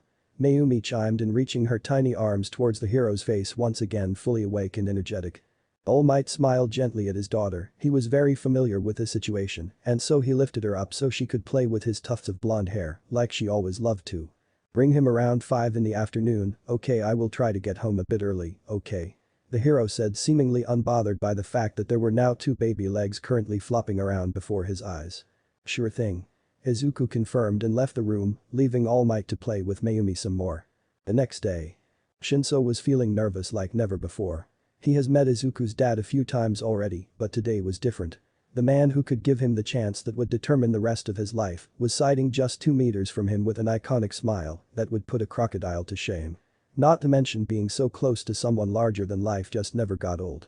So tell me, young Shinso, why do you want to become a hero? Toshinori finally asked the boy who was very close to freaking out. That's a really loaded question, Mr. Yagi. Nonsense, this is not a test, there are no right or wrong answers. I personally know a few heroes who started only to make an impression on the opposite sex, can't be much worse than that. All Might said with a friendly tone. Well, if you insist, the purple-haired boy said, before taking a calming breath to sort out his thoughts a bit. I think it started before elementary, I just saw all those people in flashy suits doing good things, and I thought I want to be a part of that, but everyone just always assumes that I will end up as a villain. He admitted with a small sigh. Doesn't seem that way to me, besides Izuku is great when it comes to choosing his friends. Toshinori said as he tried to lift the teen's mood a bit. I know, but people like him are the exception. Everyone just thinks that I will become a villain with my quirk, but he explained, but then stopped himself. You ask me why I want to become a pro, and you probably think that it's just because I want to prove everyone wrong, but the truth is I can't put the true reason into words, it's just something in me that wants me to help people feel safe. I am sorry, but I can't really answer your question. Shinso's expression saddened as he thought that he messed up in some way. Ahaha, don't worry about it, if anything it just shows that your heart is in the right place. The hero explained, his smile unwavering. Now for my second and last question, can you show me your quirk? Shinso's face adopted an expression of complete shock and disbelief. But I can't do that. I would have to brainwash you and. Oh please, I'm pretty sure I've experienced worse. Come on, show me. The hero encouraged confidently. Oh okay, here goes. He said and extended his arm towards the blonde man. All Might waited patiently, unsure if anything was happening. Well, are you? He tried to speak only to stop a second later, unable to move. His mind was feeling hazy, as if a thick fog completely enveloped his thoughts and left him feeling helpless. I'm sorry, my quirk is voice activated and it only works if the other person responds to what I say. Shinso explained before he stood up, walked over to the hero and carefully pinched his arm. The reaction was imminent. All Might twitched and took a few deep breaths to force the grogginess out of his mind. The purple-haired teen thought that he was in trouble when he saw the hero's reaction. But Toshinori stood up a second later with a full smile. Baka clasped the teen's shoulder with his massive hand. I see that my son is right about you, that is one of the most powerful and useful quirks I have ever seen. I am glad you are on our side. I can't wait to watch you grow, young man. Does that mean? Yes, I will recommend you, but remember, this is not even close to a victory. Your friends and I might pave the road for you, but you have to walk it yourself. Good luck. The hero exclaimed and watched as a tear escaped one of Shinso's eyes when the boy smiled. Itachi was so incredibly grateful for the chance he was given, and he doubled the efforts on his training with a singular thought in his mind. I will not let this chance go to waste, no matter what. Chapter 14. -9 months later. All Might landed softly on the penthouse balcony in the middle of the night. Tired, sweaty and clutching a gift-wrapped box. He felt racked with guilt as if he had just committed a heinous crime. Today was his daughter's birthday and of course a group of villains had to pick this day to cause so much trouble to keep him occupied for 16 hours straight. The large man entered his home quietly, only to be met with a now familiar sight of his wife sleeping on the couch. He knew that she must have been here waiting for him to come home for hours until exhaustion finally overtook her and brought her into the blissful embrace of sleep. He sighed, gently picked up Inko's limp body and carried her to bed to help her avoid neck pains from the uncomfortable position the piece of cushioned furniture provided. After making sure that she looked comfortable and warm enough, he left the room and went to check on his daughter. He passed by his son's room and walked to the end of the hallway where he opened the door decorated with many hand-drawn flowers. Mayumi's room was filled with all kinds of toys and pictures. There were plushies, dolls, race cars, and even a large train track going around the room, which they built for her with his son. Despite the many obstacles, he managed to quietly make his way to her small bed in absolute silence. Just as he was about to take a look at her, he was interrupted by a soft whine. He looked at his feet only to see Hiro rolled up next to bed with one eye lazily opened and the other tightly shut. Big faithful protector, huh? Toshinori thought as he got down and gave the massive dog a good scratch, only for the creature to fall back asleep only a few seconds later. The husky was getting older, yet the years did little to quell his protective nature. He peered at his daughter sleeping peacefully next to her favorite purple stuffed fox doll. Toshinori smiled as he reached out his hand and gently brushed away a few strands of hair to get a better look at her face. It's been a few weeks since her quirk first manifested, which was quite a traumatic event for his wife. -24 days ago. Ready or not, here I come. Inko announced as she turned around to look for her daughter. It was a beautiful day outside and so they went to a nearby playground. Mayumi loved the swings, but even they got boring after a while and so the game of hide and seek began. The green-haired woman searched and searched, but her daughter was nowhere to be found. Luckily, she had a secret weapon exactly for this situation. Who lives in a pineapple under the sea? She asked loudly in a sing-song voice. SpongeBob SquarePants. The little girl yelled as she jumped from a nearby bush with her hands aimed at the sky. Oh, there you are. Her mother said as she picked the little preschooler up and gave her an Eskimo kiss. Mommy, can we get ice cream? She asked, still unable to get rid of her little lisp, but she was getting there. Sure thing, sweetie, mommy just needs to take out her wallet, she said, but then she noticed a bit of red on her daughter's sleeve. Inko immediately put her daughter down, checked her over, and sure enough, there was a small bleeding scratch on the back of her hand. It was most likely caused by the bush. When Mayumi noticed what caught her mother's attention, it brought tears into her tiny eyes. Don't worry sweetie, it will be okay, I have a band-aid in here, you just need to be a brave girl before I find it. Okay. Inko reassured her and then turned around quickly started rummaging through her bag. Where is it? Where is it? Why do I carry so many tissues with me? Mommy. She heard her daughter say nervously. Just, give me a second sweetheart. Inko said when her fingers finally grasped the pack of band-aids. She turned back to her daughter and froze when she saw her. Her skin, eyes, hair, lips everything was green. She took an involuntary step back in shock only to then discover an even more shocking detail. Her shoes were torn apart and, in the area where there normally would be Mayumi's feet, were now thick roots embedded in the ground. Mommy, this feels weaved. The mother in question quickly recovered from her surprise and offered a kind smile to the little girl. It's normal sweetie, it's just you quirk, just like mommy's, see? Inko said in her best calming tone and for demonstration levitated a small stone from the ground into her hand. The look of fear on Mayumi's face was immediately replaced by one of wonder and excitement as she looked over her body. Wow, just as she uttered that one little word a bunch of tiny flowers of many colors bloomed in her hair, almost as if the quirk itself attempted to further show her exhilaration. Let's take a look at that hand, okay sweetie? Mayumi simply responded and lifted her hand to allow her mother better access. However, Inko quickly noticed that her hand had a completely different color when compared to the rest of her body, it was yellowish-brown, and it looked as if it was made of an extremely old and dry paper. Maybe this means that she's already healing. The woman thought as she gently embraced her daughter's hand in her own. Then it happened. Both Mayumi and Inko screamed at the same time when the smaller hand suddenly came off and crumpled like an old dried-up leaf. There was no pain involved, but both were just so freaked out that panic was unavoidable. Luckily, they both calmed down after the hand miraculously regrew a few seconds later, but it was still a scarring event for the two of them.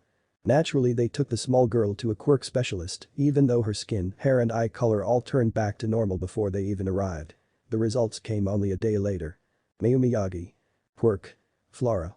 This quirk allows its user complete control over the vegetation in a nearby area, as well as granting the user's body the use of plant-based powers, such as photosynthesis. The full extent of her powers is currently unknown. It turns out that she inherited the power of her great-grandfather, a first-generation quirk user, whose powers allowed the man limited photosynthetic powers through his green hair, which then granted his descendants their distinctive green hair, although none of his abilities. And so armed with this knowledge, she began, like most other children her age, experimenting with her powers. Her first victim was a potted plant on the balcony. She played with that thing every day, and once she even managed to make the ponytail palm bloom like a rose, and then presented every person in her family with these mysterious flowers. Now. She was growing so fast right in front of his very eyes.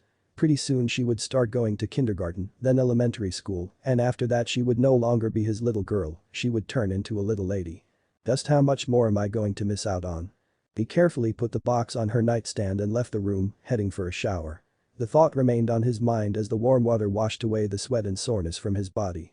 The guilt only multiplied when he caught himself having a thought which he never guessed he would experience. Am I really thinking about quitting? For the last year he felt as if he was standing on a rope bridge over a deep ravine. On one side there were dozens upon dozens of people relying on him to help them while on the other his family was waiting there for him. Each day he had to make the same exact choice, and it was slowly becoming harder and harder for him, as if the ropes on this metaphorical bridge were becoming looser and looser with every single use. Oh, how much he envied the common salaryman with his steady 9-to-5 job. If only heroing was that easy. But then an idea struck his mind, and he realized that option like that still existed, though it would be extremely hard in the short term, he could make it work. All he would need is to give a phone call to one extremely smart and mysterious scarred little chimera. -11 months later. And it's official Tenya, Izuku is taller by half an inch. Shinzo announced as he handed his blue-haired friend back the tape measure. What are your parents feeding you? Asked the bespectacled teen, dumbfounded by the new information. It was weird since both Izuku and Iida were growing at the same rate for the last year, but then one day Iida's growth spurt suddenly stopped, whilst Izuku's just kept going. By now, Izuku was almost as tall as his brother, which was becoming unnerving. I have a theory. Todoroki announced calmly, raising his hand. Shoto, for the last time I am not All Might's love child. Izuku sighed and rubbed her forehead in exasperation. It was a nice change to experience the playful interactions between the members of their small group once again. After all, for the last month they had done nothing but train and study their hearts out to improve their chances of being accepted into the school of their dreams. Tomorrow was the day of the recommendations exam, and Momo, Todoroki and Shinzo were all as ready as possible, and so they decided to stop cramming and just enjoy this day together. And what a nice day it was. They played a few board games, a few video games, ate a lot of unhealthy stuff, and watched some dumb movie, laughing like idiots, except for Iida who just kept criticizing the plot points, which made the movie even funnier for the rest of them. Yet there was something bittersweet about this moment and everyone could feel it. It was this weird feeling deep inside, just behind their hearts because they knew that there was a very real chance that they might not all get accepted.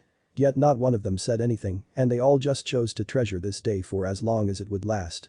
When the evening finally came, they all had only one thing on their mind. I will do this. The next day. The often feared written exam was, for the lack of a better word, a piece of cake. Thanks to his grueling torturous studying sessions with Momo and Iida, Shinzo was more than prepared for anything it could throw at him. He wasn't sure what to make out of the interview. The woman who quizzed him seemed extremely excited by the end of it, or maybe horny. It was hard to tell since Shoto didn't prepare him for something like that. But then came the dreaded physical exam. Todoroki left the dressing room in his black gym jacket and a number 23 attached to his gray t-shirt, only for someone to barrel into him in that very second.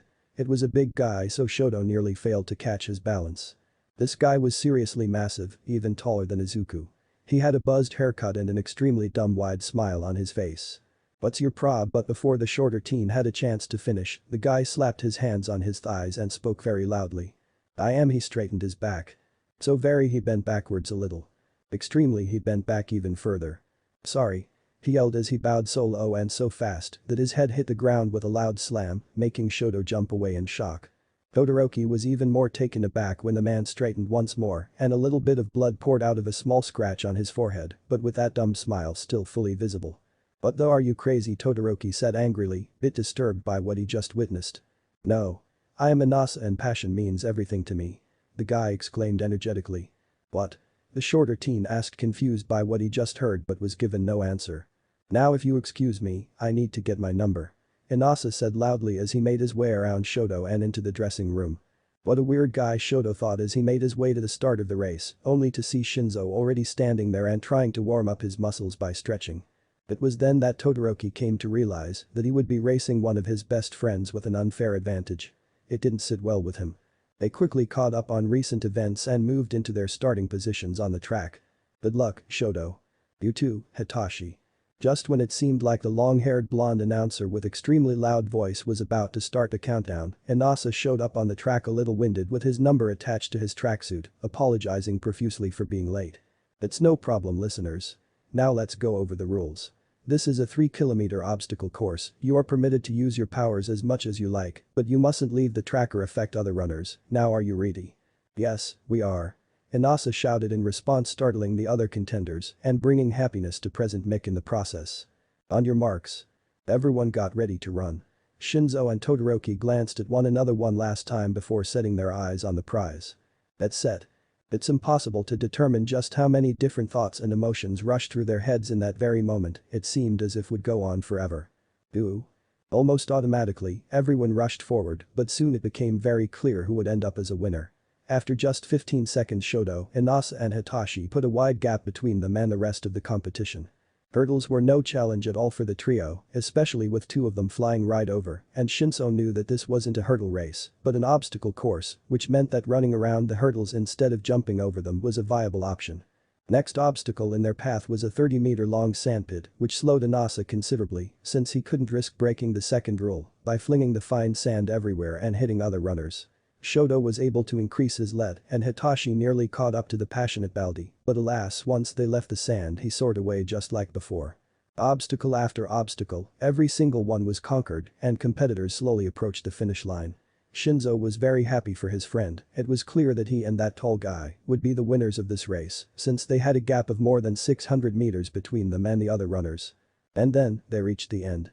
The ice under Todoroki suddenly shifted, his feet slipped, and an attempt to correct this mistake sent him zigzagging across the track and then flung him over the finish line. This gave Inasa a great opportunity to fly past him and secure the first place. The scarred boy hit the ground pretty hard and was sent rolling before anyone could react. Hitachi saw this and sped up to see what happened to his friend. It was as if the entire race had stopped and all he could see was his friend lying sprawled on the ground. He didn't even notice it when he crossed the finish line. He rushed over to Shoto, who was just trying to get up with some help from the much taller teen. Luckily it seemed that Todoroki received only some minor scrapes and bruises here and there. Shoto, what happened, are you okay? Shinzo asked in between gasps for air. I'm fine, the teen answered calmly. How did we do? I don't know. I'll go check. Announced Inasa loudly, which caught the two boys completely off guard. But just as he was about to go talk to the voice hero, they were all approached by two very official-looking men. Young man, could you come with us for a moment? One of them asked whilst looking directly at Shoto. The teen shared a confused look with the two standing around him and then followed their lead as they led him away. 20 minutes later the boy returned, this time alone with some bad news: he was disqualified. They explained to him that when he was drifting across the track, his foot left the borders by a couple of inches. There was no denying it, son of the number 2 hero left the recommendations exam a loser. Later that night, Shoto was pretty tired from the loud dressing down he received from his father, but he didn't let it show on his face, and so he laid tiredly in bed waiting for sleep to overtake him. Luckily, he was still able to register for the regular entrance exam, but what a pain it was to go through all that bureaucracy again. His friends were all saddened by the news, but there was nothing they could do, except for Shinzo, who seemed almost angry when he received the update. But just as he was about to fall asleep, his phone rang. He groggily picked the screaming device up, only to realize it was Hitachi calling him. "Hi, do you know what time it is?" he asked tiredly. However, the answer he received surprised him. "Why did you do it?" Shinzo asked angrily. "What do you mean?" responded Shoto calmly, which only seemed to anger the other boy more. "I have known you for 9 years and I have never seen you slip on ice. So why did you do it?" he asked again, even though he probably already knew the answer. "Hitachi, listen, it was an accident and everyone makes mistakes. I'm going to sleep, good night," Shoto said as he ended the call and after a few moments slipped into a dreamless slumber with only one thought on his tired mind. It was that obvious, huh?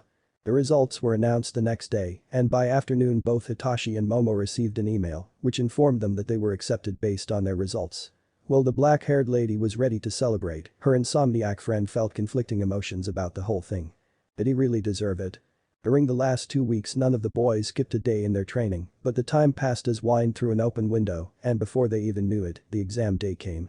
"Good luck, Big Vo," Mayumi shouted as she hugged his leg, her fingers quickly extended and wrapped around his pants like a vine. "Do you have everything? You packed your invite and other paperwork, right? Aren't you hungry? I can pack you a few snacks if you want," Inko asked worriedly while she was futilely trying to fix his wild hair. "Mom, it's fine, don't worry," Izuku proclaimed with a smile as he gently pried her hands from his head before enveloping his mother in an embrace to calm her down. However, this only caused his mother to burst into tears and exclaim something about her baby being all grown up, and of course when his sister noticed this, she also started crying. It was times like this when he wished All Might was at home, but for the past 9 months he saw the man rarely, and when he did, the number 1 hero looked extremely tired and headed straight to bed. He wasn't the only one to notice this either, the media also began documenting weird changes in his behavior. Toshinori was seen on multiple times reading books while he was flying over the city, visiting public schools, and once he was spotted on campus by some students of University of Tokyo. And every time he tried asking the tall man about this change of behavior, he was met with the same answer. "It's a surprise." And so, he stopped caring about his father's antics and instead concentrated on his own and Hitashi's training. After he finally successfully escaped his crying family members and said his goodbye, he got on the first bus heading for the station closest to UA. He was extremely jumpy when he finally made it close to the testing facility. And so, with an unsure smile and jittery legs, he took first few steps to his destiny. The written exam was held in a series of small classrooms. Math, physics, law and English were the main subjects that appeared, and the questions that arose from these subjects were often designed to challenge not only their knowledge, but also their logical thinking. They were hard, but the green-haired boy was prepared for them. Time passed quickly and after 2 hours the exams were finally over and everyone was either relaxed or freaking out and trying to check whether they answered correctly. This atmosphere didn't however last very long because the speakers mounted on the walls came to life and cheerful. "Dear Hero Course candidates, this is the principal speaking. I know that students are often demoralized by our exams, but this year I have good news for all of you. I am happy to announce that due to a new addition to our faculty, we will be able to accept 2 more students into the Hero course. Let this news fuel your ambitions and go beyond plus ultra." Once they heard this news even the most nervous students were able to relax at least a little. "Now please enter the auditorium where you will be briefed about the second part of your exam." The principal finished and every student rushed to the large room filled with hundreds of chairs. Once everyone found their seats, the lights over them turned off and those over the podium in the front turned on, which revealed the voice hero standing there with a bright smile. "What's up, UA candidates? Thanks for tuning in to me, your school DJ. Come on and let me hear ya." President Mick shouted and then shivered a bit when he received no answer from the crowd in front of him. "Keeping it mellow, huh, no problem. Now this is normally where I would explain how this part of the exam is gonna go, but this year you will get a different announcer. I hope you are as excited as I am. Now please help me to welcome our newest UA faculty member." And with that the room turned pitch black again until one single spotlight lit up as the stage filled with fog. "Ahahaha, have no fear students, because I am here to instruct you about how to beat this treacherous exam." They couldn't believe their own eyes when they saw the number one hero walk on the stage, dressed in his iconic costume. Cheers erupted wildly as every single candidate including Izuku thought the same thing. Is this real? President Mick was meanwhile standing in the backstage pouting like a child and enviously questioning why this never happens to him. Ashinori spent the next 10 minutes explaining the rules of the practical test and what the students should expect. The students clung to his every word. Somehow, he was even able to motivate them through his demeanor, and when by the end he yelled the school motto there was not a soul in the auditorium who didn't respond. Izuku knew that he needed to ask All Might about everything that happened today, but right now he had a more important thing to care about because after a very short bus ride, they arrived to the gate leading to a city replica. He didn't see Shoto or Tenya anywhere, but he quickly concluded that they probably just ended up in other groups. Suddenly the gate opened and when heard the word go.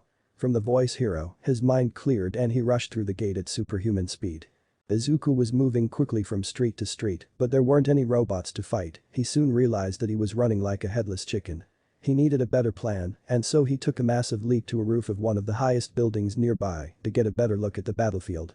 He saw it, just 3 streets away from his position a large group of the artificial enemies was heading his way.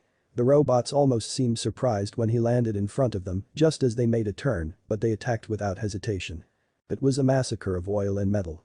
Izuku pierced the hull of the closest 3-pointer, grabbed whatever it had inside its shell, and pulled out a handful of wires and other circuitry. The effect was immediate. The green monster keeled over, but before it could hit the ground, he picked the brute up by one of its legs and hurled it at a pair of 1-pointers standing nearby. They didn't have a chance to dodge in time, and all 3 metallic beasts were quickly enveloped in fire and smoke. Before his enemies could react, one of Izuku's arms transformed into a bone blade which he then used to cleave right through 5 other robots like a red-hot knife through butter. One of the bots tried to charge him, but the green-haired boy simply jumped, did a straddle vault over the monster's head, and stabbed the 3-pointer standing behind it. The other students seemed to also have little trouble dispatching these artificial villains, mostly due to the fact that although they seemed extremely threatening at the first glance, they were also very easy to destroy. This fact didn't go unnoticed by the UA staff, and so the phase 2 of the test was initiated 5 minutes after the test began. Elsewhere, Shoto just impaled 4 2-pointers with ice spikes in one move when suddenly the ground began to shake violently before a loud crash could be heard. When he turned to look at the source of the sound, he was met with a colossal being. This thing had to be at least 50 meters tall, but probably bigger, and even Shoto felt a certain hesitation when face to face with such a giant. Yet the teen was able to steel his nerves. He saw the other candidates running away from this mechanic monstrosity. He was pretty sure he even saw Ida pass by. This thing's only purpose here is to slow us down. The boy was ready to do the same as the other students. After all, there was no point to fighting this Goliath, but then he noticed it. Maybe 10 meters from the giant robot, there was a girl laying on the ground, her legs trapped under some heavy-looking debris from one of the buildings, and the massive thing was moving towards her. No one else seemed to notice this, since everyone just ran past her without a second glance, and Todoroki knew that he needed to do something. Normally this wouldn't be a problem. He would simply turn such beast into a glacier, but he couldn't do that because that amount of ice would hit the girl too. I need to get closer. And so, he took a running start, created an ice path for himself which led to a ramp, and sent himself flying right at the giant. The massive beast tried to swat the scarred boy like a fly, but it was way too slow, which allowed Shoto to safely land on its shoulder, and once there he slapped his right hand to the giant's head and watched as the ice quickly spread out and encompassed the robot. With the robot immobilized, he was able to create an ice slide down and got on to check whether that girl was okay. But the moment he got onto it, the metal body shifted ever so slightly, the ice under him cracked, and before he could do anything, he was falling down with the entire ice structure. Elsewhere, Izuku was facing a similar opponent. Just after he dealt with the last robot from the group, he encountered the Leviathan, which appeared out of nowhere and seemed dead set on squishing him. The boy however simply took a deep breath, gathered the power from One for All, and with a fierce war cry, delivered a devastating flying uppercut to his opponent. The blow was so strong that it not only destroyed his automatic adversary, but it also tore the robot's head clean off from its body and sent it soaring. The observing judges and teachers watched in awe as the head quickly spun in the air before landing with an earth-shattering crash outside the city replica. Well, most of them, one very tall blonde one, was probably beaming proudly when it happened. This was probably the first time he tested the full extent of his quirk, and it was exciting on so many levels to see that those 9 years of increasingly difficult training were worth the effort. However, the teenager didn't have much time to celebrate his victory since the test wasn't over yet. He had only about 40 points under his belt, and so he began searching for more targets. On the streets he encountered a few stranglers here and there, and it wasn't enough, but then he struck gold. There was this weird sound somewhere in the distance ever since the battle started. These noises came irregularly, and they were always accompanied by a small change in air pressure. Almost like an impossibly loud drum being hit over and over again, but as Izuku got closer to the source of the distracting noise, he realized what it truly was. The constant and never-ending chain of explosions which were being produced by one of the candidates, who was completely surrounded by robots from every direction and blasting them to kingdom come. "You rust brains want more, then come and get more," the blonde teen with incredibly spiky hair shouted while sending detonation after detonation around himself. Elsewhere, Shoto was heading down towards the sidewalk at a very uncomfortable pace. Funnily enough, he had this weird mental image of his father attending his funeral and crying because he would need to find another woman with an ice quirk, since there was no way Shoto's mom would let him even remotely near herself. He would normally use his ice to redirect the force from his fall, but there was no surface on which he could generate it, and his own fire lacked the same propulsion as his father's.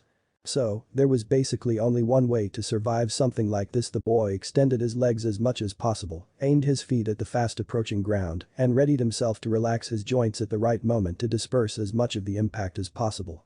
He was prepared for the pain, possible spine injury, wheelchair and disappointment from his father. All these thoughts crossed his mind as the ground got ever so closer. But instead, he was hit by something completely unexpected. A slap on the cheek. His descent slowed to a crawl. He lost contact with gravity until it suddenly returned when he was about a meter above the ground. Shoto landed on his chest and belly, which knocked the breath out of his lungs, but he was otherwise unhurt. The boy was able to get up after a couple of seconds, soon enough to see that girl he just attempted to save on a broken piece of a robot, vomiting. Still a bit shaken from the experience, Todoroki walked closer to check up on her. "Hey, are you okay?" he asked calmly when she finally stopped trying to cough up her stomach. "Yeah, just a little motion sickness from all that flying," she said when her breathing returned to normal. Only 2 minutes left. The two of them quickly shared a look of shock before each hurried in a different direction, trying to get as many last-minute points as possible. Meanwhile elsewhere, his assumption was correct, there was more than enough robots for the two of them. Izuku grabbed a lamppost, tore it out of the ground before using it like an oversized golf club. Broken metal bodies were sent flying in every direction. "Hey, watch where you're aiming, idiot," the blonde teen shouted as a piece of steel missed his head by a few inches. "Sorry," Izuku answered before he picked up a robot and slammed it down on its beeping friend like it was nothing. Extra," Bakugo thought as he grabbed two of the fake villains and blasted them into oblivion. He already had at least 60 points when this green-haired idiot showed up and started stealing his kills. To say that he was mad would be an understatement, but he couldn't do anything about it. Revenge would have to wait since he didn't want to end up getting expelled for attacking another student, but something about this extra also seemed incredibly familiar, he just couldn't put his finger on it. His train of thoughts was however soon derailed as he heard a metallic clang behind him. Anger gripped his heart when he realized what that sound was. Oh shit, not now. But it was already too late. The teen fell on his side as he lost his balance. His hands quickly clutched his leg and his fingers swiftly focused on making the limb work properly again. "You piece of crap. I oiled you this morning." Izuku saw him lying there on the ground and quickly forced his way past a three-pointer to see what just happened. And what he saw shocked him. The blonde-haired teen had his pant leg rolled up but his left ankle and foot were gone, replaced by a complex mechanical prosthetic. "Hey, stop staring you scum or I'll kill you." The blonde teen yelled furiously as he snapped the prosthetic back into place, which brought the taller boy out of his shock, soon enough to notice that at least 6 of those heavy hulking hazards were headed their way. Izuku protectively stepped in front of Bakugo as he was getting up from the ground and smashed the first robot's head off before kicking the second one through a nearby brick wall. He soon understood his mistake however, there were not 6 of them, but 7 and the 7th artificial adversary managed to get into his blind spot. Before he could react, there was a huge hard green arm on a collision course with his face. This is gonna hurt tomorrow, he thought, and mentally prepared himself for the painful sensation which awaited him. But it never came. Instead there was a blinding light and a loud sound as another gigantic explosion sent all the robots straight to hell. Izuku then noticed the other teen back on his feet with his twitching arm outstretched and smoking. "Time's up." President Mike yelled and the sirens in the town turned on, giving everyone a signal that the exam was officially over. "Thank you," Izuku tried to say, but the shorter teen grabbed his jumpsuit and pulled him closer. "You didn't see anything." "Got that," Katsuki said angrily as his other hand created a few ominous sparks. Then it clicked. That angry look. That wild spiky hair. Those miniature explosions. "Is that really you, Kaken?" Izuku asked with wide eyes. As he heard his childhood nickname, Katsuki's face also adopted the look of recognition. "Deku?" And that's where we'll end it. If you want a part 3 to this series, like the video, and if you have any what if ideas, leave a comment. Alright, peace.